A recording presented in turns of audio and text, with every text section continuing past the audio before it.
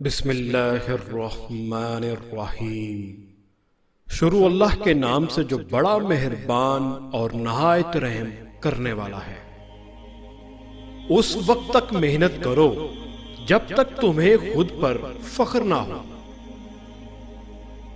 कामयाब लोग अपने फैसलों से दुनिया बदल देते हैं। गलतियां इस बात का सबूत हैं कि तुम कोशिश कर रहे हो।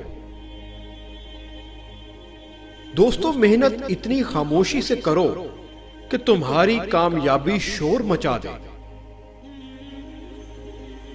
किसी और की तरह बनने से बेहतर है कि तुम अपनी एक पहचान बनाओ। वो शख्स आपका मोहसिन है जो आपको ये यकीन दिला दे, हां तुम कर सकते हो। बड़े ख्वाब सजाएं, क्योंकि जो चीज आपके तसव्वुर में नहीं, वो हकीकत का रूप नहीं धार सकती।